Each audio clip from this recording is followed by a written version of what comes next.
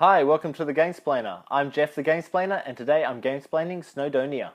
If you watched the first video, you will have picked up on the rules of what each of the worker placement spots does. I have set the game up for a two-player game, yellow and blue. Yellow is the first player. So let's have at it. Yellow will start by grabbing those. Blue wants to do the same. Yellow will excavate because he likes to get rubble, and blue is going to do the same. Okay, let's get straight into it. Yellow will grab 2 stone and 1 ore and take his worker back. Blue will grab 3 ore and take his worker back.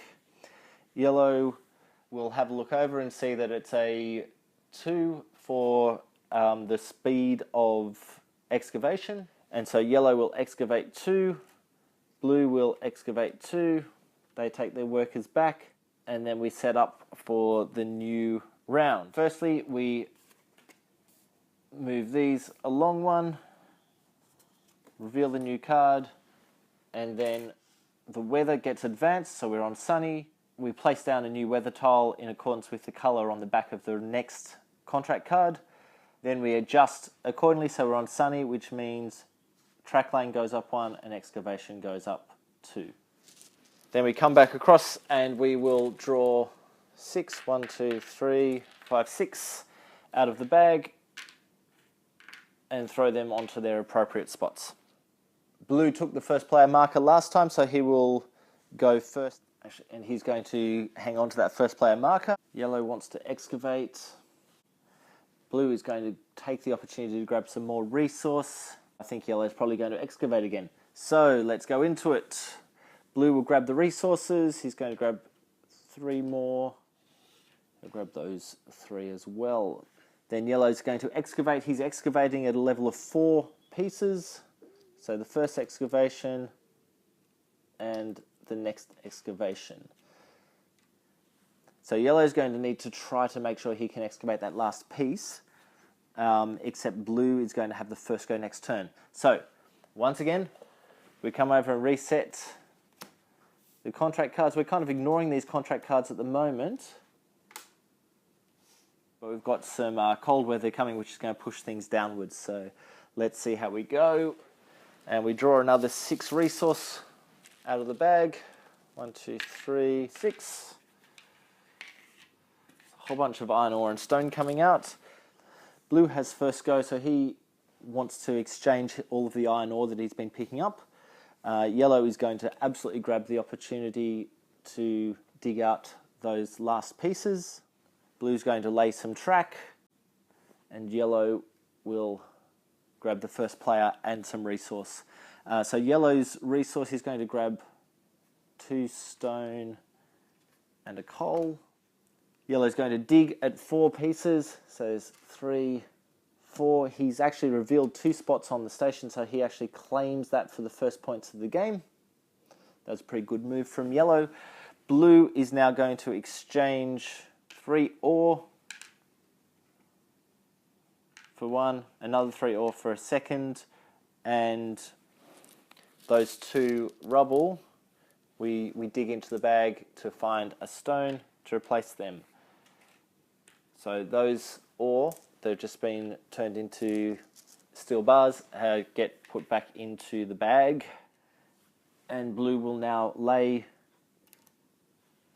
2 lots of track, which means flipping these 2 cards over and claiming them as doing the work for himself. Once again, we come back to the contracts, discard that one, shift those guys up, flip that. Blue one's coming at the end. Everything moves up 1. Then we come back to the resources. Another 6 come out of the bag. 1, 2, 3, 4, 5, 6. And yellow took the first turn marker. There's the first turn marker. And we'll take the first go. First thing he wants to do is make sure he's going to be able to build. So he'll grab up there. Blue also needs to be able to build. Yellow might actually grab one of the contract cards this turn. And blue is going to dig more. So let's get into it. Blue digs 4 pieces. Yellow is going to build. He has 4 stone, so he's going to build the highest spot on this board, which will be worth 9 points to him. And he claims that one. That kind of worked out because blue has 3, so he's going to build that one. They all go back in the bag. Blue can claim that now. They take their workers back. Then yellow gets to select one of the contract cards. Yellow likes the look of the middle one, which will allow him to actually build with 1 less stone. And he takes his worker back. We now replenish the yard. So that one goes there, that moves along to, that comes out. Okay. We're now up to some blue weather, so we reduce each of those lines by 1. We can only dig at a level of 3 and lay track at a level of 2. Next up, 1, 2, 3, 4, 5, 6. There's a heck of a lot of iron ore in there. Okay, yellow has first turn. Yellow's going to grab the dig spot. Blue is going to grab some resource and the first go next turn. Yellow needs to change some rubble into stone. And blue's going to go after some more resource again. So blue takes first player marker. And then we'll grab 3 and 3 and take them back. Yellow will remove 3 pieces of rubble, and because he's cleared that station as well, he'll claim that one. And yellow will now turn 6 pieces of rubble into 3 stone, and they come out of the bag. Take their guys back. Once again, move across, move the weather up. Those guys slide down 1, and then draw 6 more. 5, 6. Okay, we've grabbed a white cube. So push these up into their appropriate spots.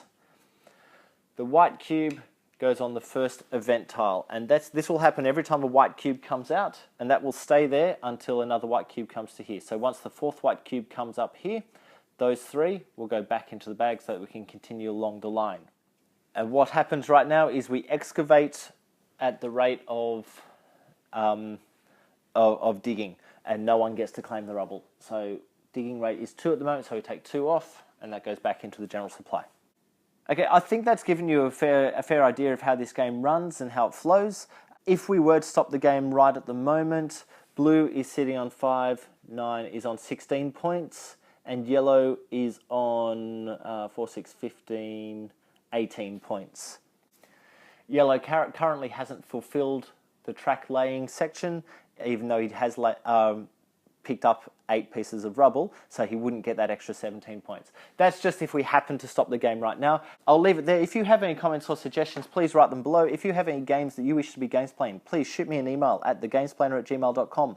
Follow me on Instagram and Twitter to see what games I've been playing. Subscribe to my videos to keep up to date with the games that I'm gamesplaining. And until next time, enjoy gaming.